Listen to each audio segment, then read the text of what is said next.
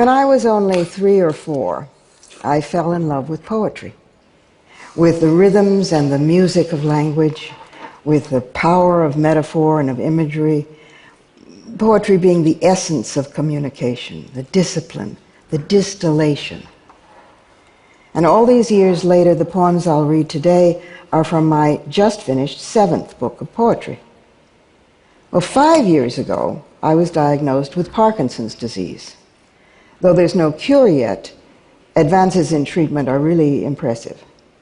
But you can imagine that I was appalled to learn that women are largely left out of research trials, despite gender-specific medical findings having demonstrated that we are not actually just small men who happen to have different reproductive systems. Gender-specific medicine is good for men too. But you bring to a crisis the person you already are, including the, yes, momentum that you've learned to invoke through passionate caring and through action, both of which require but also create energy. So as an activist, I began working with the Parkinson's Disease Foundation, that's pdf.org, to create a major initiative to put women on the Parkinson's disease map. And as a poet, I began working with this subject matter, finding it tragic, hilarious, sometimes even joyful. I do not feel diminished by Parkinson's. I feel distilled by it, and I actually very much like the woman I'm distilling into. No signs of struggle.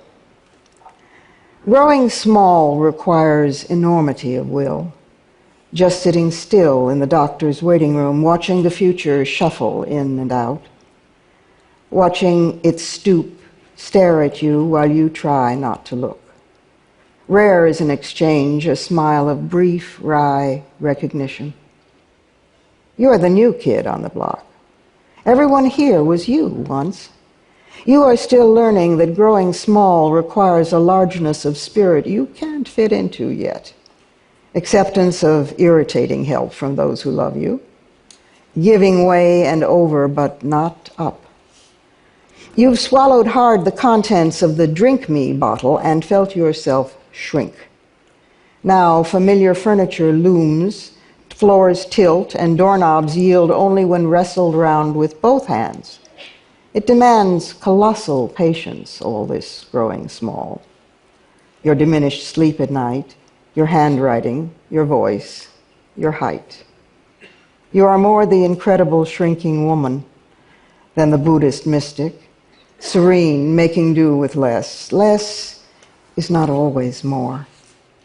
Yet in this emptying space, space glimmers, becoming visible. Here is a place behind the eyes of those accustomed by what some would call diminishment. It is a place of merciless poetry, a gift of presence previously ignored, drowned in the daily clutter. Here, every gesture needs intention, is alive with consciousness. Nothing is automatic. You can spot it in the provocation of a button, an arm poking at a sleeve, a balancing act at a nighttime curb while negotiating the dark. Feats of such modest valor, who would suspect them to be exercises in an intimate, fierce discipline, a metaphysics of being relentlessly aware. Such understated power here, in these tottering dancers who exert stupendous effort on tasks most view as insignificant. Such quiet beauty here in these, my soft-voiced, stiff-limbed people. Such resolve masked by each placid face. There is immensity required in growing small, so bent on such unbending grace.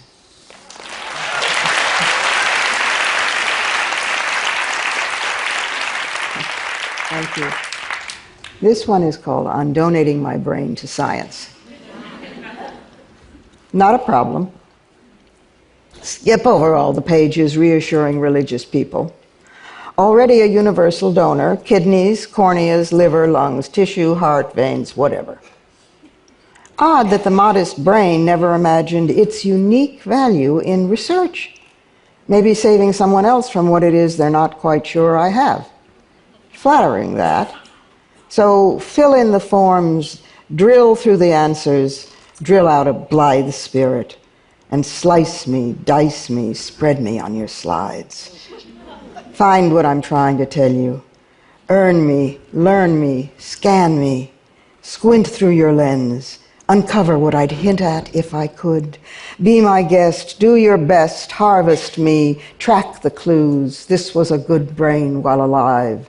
This was a brain that paid its dues, so slice me, dice me, smear me on your slides, stain me, explain me, drain me like a cup, share me, hear me. I want to be used. I want to be used. I want to be used up.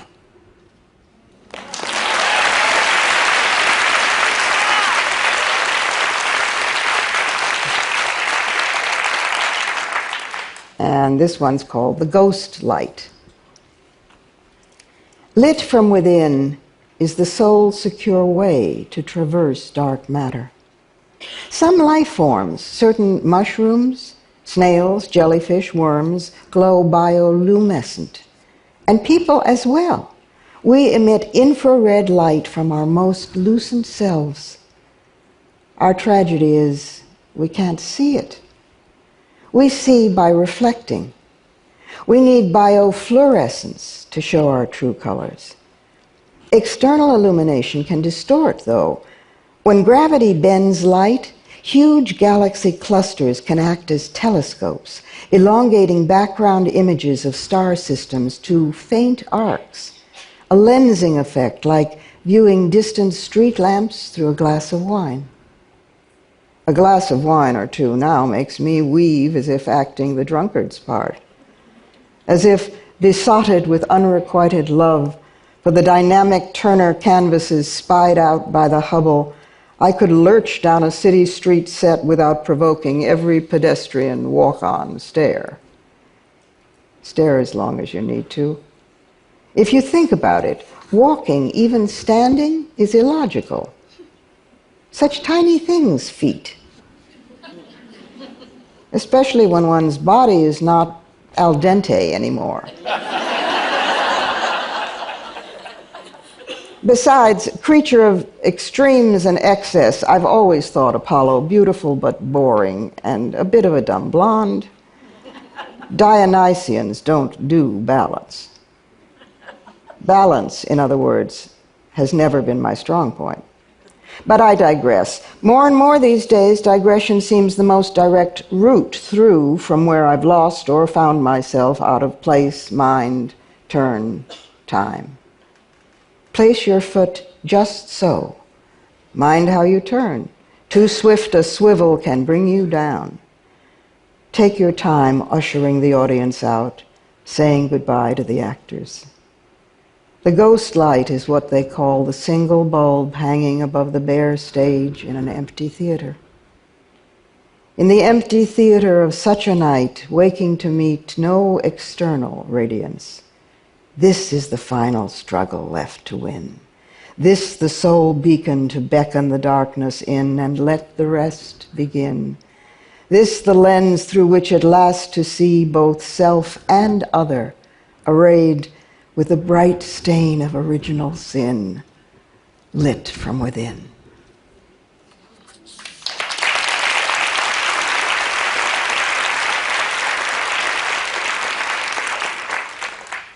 And this is the last one. This dark hour. Late summer, 4 a.m., the rain slows to a stop, dripping still from the broad leaves of blue hostas unseen in the garden's dark. Barefoot, careful on the slick slate slabs, I need no light, I know the way.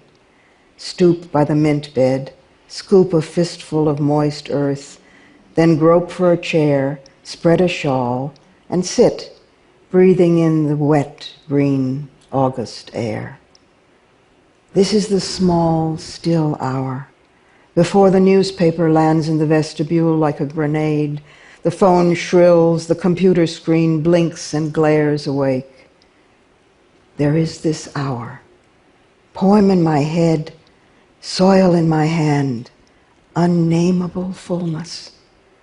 This hour, when blood of my blood, bone of bone, child grown to manhood now, stranger, intimate, not distant but apart, lies safe off dreaming melodies while love sleeps safe in his arms.